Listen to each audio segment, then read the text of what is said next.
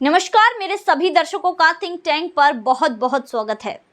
दोस्तों, आज की इस वीडियो में मैं आपको बताने जा रही हूं तमिलनाडु में किस तरह सनातन धर्म के खिलाफ एक भयानक षड्यंत्र चल रहा है, जिस षड्यंत्र को अब वहां के अधिकारी भी अंजाम देने में लगे हैं। दोस्तों, आज बात करेंगे तमिलनाडु में किस तरह सनातन धर्म का विरोध हो रहा है। सनातन धर्म के जो त्योहार हैं उन पर भी चोटें की जा रही हैं। दोस्तों, वीडियो में आगे बढ़ने से पहले हमारे चैनल को सब्सक्राइब नहीं किया है तो जल्दी से कर लीजिए। हमने हाल ही में देखा था कि उदयनिधि स्टालिन ने किस तरह सनातन धर्म को खत्म करने की बात कही थी, बीमारी बताया क्या था। वहीं दूसरी तरफ दोस्तों एक मामला और सामने आया है, जहां पर तमिलनाडु में गणेश प्रतिमा बेचने पर प्रतिबंध लगा दिया गया है। हम सभी जानते हैं कि गणेश चतुर्थी आने वाली है। हिंदुओं के लिए एक बहुत ही ज्यादा महत्वपूर्ण त्योहार है सनातन धर्म में, हिंदुओं में, क्योंकि जो सबसे पहले जिस भगवान की पूजा की जाती है वो गणेश जी हैं। शुभ कार्य करने से पहले ही गणेश जी की पूजा की जाती है, तो आप समझ सकते हैं कि गणेश जी हमारे लिए कितने महत्वपूर्ण हैं। तो उन्हीं की प्रतिमा को बेचने पर प्रतिबंध लगा दिया गया, क्योंकि अब गणेश चतुर्थी आ रही है। हर कोई गणेश जी को अपने घर में लाएगा, उसके बाद उनकी सेवा पूजा करेगा। ये त्योहार बड़े ही हर्षोल्लास से मनाया जाएगा, फिर गणेश जी का विसर्जन कर दिया जाएगा। तो दोस्तों, ऐसे में तिरुनेलवेली में जो वहां का डिस्ट्रिक्ट कलेक्टर है और जो वहां के पुलिस कमिश्नर है, उन्होंने एक मूर्ति विक्रेता को गणेश प्रतिमा बेचने पर प्रतिबंध लगा दिया। दोस्तों, हमने हाल ही में एक और मामला देखा था तमिलनाडु का कि एक आर्ट्स स्कूल में किस तरह सनातन धर्म के खिलाफ स्पीच बोलने के लिए छात्रों को कहा जा रहा था कि तुम्हें कुछ बोलना है तो सनातन धर्म के खिलाफ बोलना है, समर्थन में कुछ नहीं बोलना है, खिलाफ बोलना है। जो मामला मद्रास हाईकोर्ट तक गया है, जिसमें मद्रास हाईकोर्ट ने उन लोगों को कड़ी फटकार लगाई है। वहीं दूसरी तरफ यहाँ पर ये जो मामला है, अब आप देखिए कि हिंदू त्योहार होते हैं, उन पर किस तरह पूरे देश में वार किए जा रहे हैं, और तमिलनाडु में तो इसका पूरी तरह से एक षड्यंत्र देखने को मिल गया है। षड्यंत्र क्यों कह रही हूँ दोस्तों, आगे चलकर बताऊंगी। देखिए, हमारे त्योहार आते हैं, जैसे कि होली आती है तो रंग खेलने पर कि भाई रंग खेलने से प्रदूषण होता है, इस पर बैन लगाओ। दिवाली आती है तो पटाखे फोड़ने से बैन लग जाता है। इसके अलावा संक्रांति आती है तो भाई पतंगे उड़ाने से तुम्हारे ऊपर बैन लग जाएगा, क्योंकि पक्षी मर जाते हैं। इस तरह की चीजें आती हैं। अन्य त्योहार आते हैं, कृष्ण जन्माष्टमी आती है। इसके अलावा अन्य त्योहार आते हैं, हमारे भजन कीर्तन होते हैं, तो कहते हैं कि भाई जो है इसमें ध्वनि प्रदूषण हो रहा है। क्या दूसरे धर्म जो 5 वक्त की नमाज लाउड स्पीकर पर करते हैं, क्या उससे ध्वनि प्रदूषण नहीं होता? ये जो कहीं भी मज़ारे खोलकर बैठ जाते हैं, कहीं भी चादर चढ़ा देते हैं, 2 ईंटें रख के उसको मज़ार बता देते हैं और अवैध कब्जा कर लेते हैं आसपास की जमीन पर, क्या उससे अतिक्रमण और पॉल्यूशन नहीं होता? क्योंकि इन लोगों का कहना है कि गणेश प्रतिमा को पानी में विसर्जित करते हैं तो उससे जो है पानी में पॉल्यूशन फैलता है।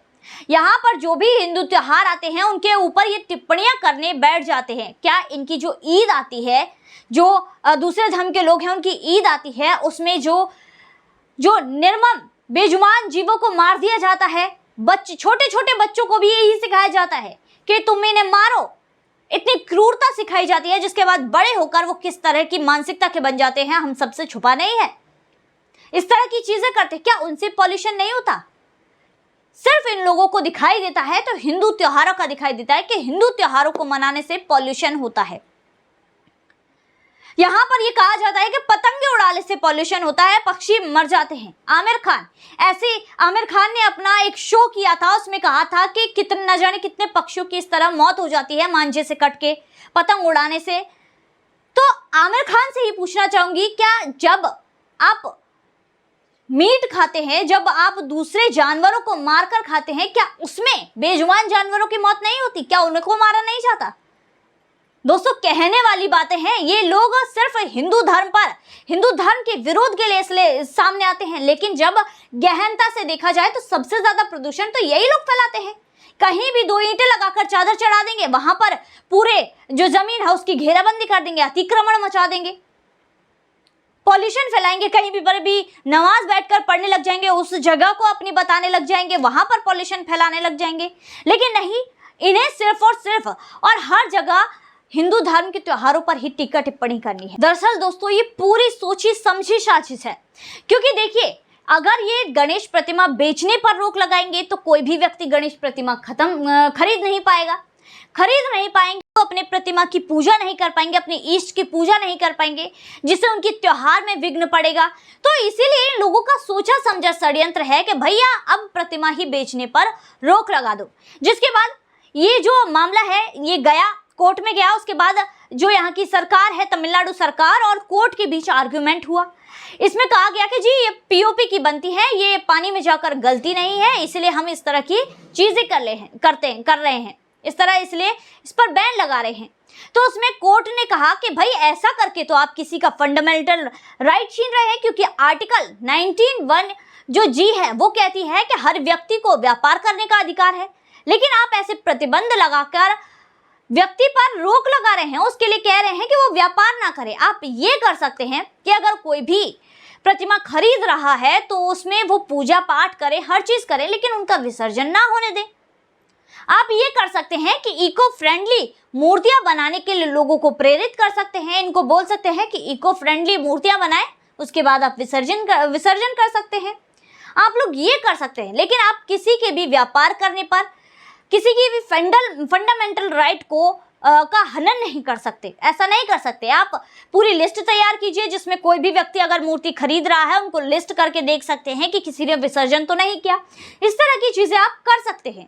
लेकिन अगर आप इस व्यक्ति के मूर्ति ही बेचने पर, क्योंकि इसकी तो रोजी रोटी है, वो मूर्ति ही बेचने पर प्रतिबंध लगाते हैं, तो ये तो कानून का उल्लंघन है और ऐसा आप नहीं कर सकते। देखिए दोस्तों, हिंदू त्योहारों पर ये लोग लगातार ही करते रहते हैं इस तरह की चीजें।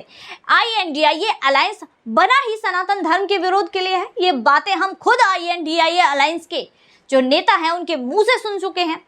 वहीं इसमें अरविंद केजरीवाल का भी याद होगा आपको, दिल्ली सरकार ने दिवाली पर पटाखे चलाने से बैन कर दिया था और कहा था कि कोई भी व्यक्ति अगर पटाखे जलाता हुआ मिला तो उसमें जेल में डाल दिया जाएगा। जो मामला दिल्ली हाईकोर्ट में पहुंचा तो हाईकोर्ट ने कहा कि भाई लाखों लोग पटाखे जलाते हैं, आप किस किस को जेल में डालोगे।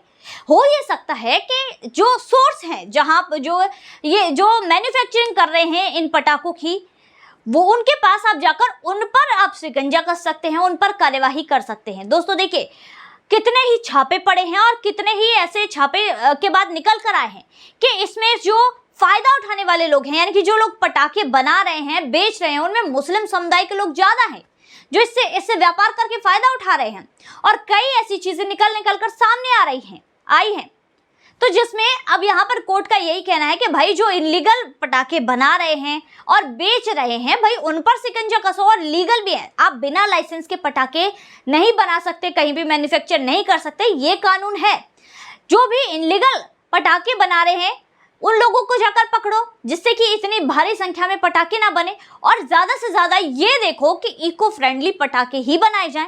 इस तरह की चीजें कर सकते हैं आप, लेकिन किसी के धर्म को मनाने से आप रोके ये नहीं कर सकते। लेकिन दोस्तों ये INDIA अलायंस है, इसका तो जन्म ही सनातन धर्म के खिलाफ, हमारे धर्म को के विरोध में, सनातन को खत्म करने के लिए हुआ है। क्योंकि इन लोगों ने खुद कहा है, इनके एक जो एजुकेशन मिनिस्टर है खुद ये कहा है उन्होंने। और इस अलायंस में जो मिले हुए हैं नेता, जैसे कि मल्लिकार्जुन खड़गे का बेटा प्रियंक खड़गे, उदयनिधि स्टालिन, इन सबके जो बयान हैं वाकई हिंदुओं का खून खौला देने वाले हैं।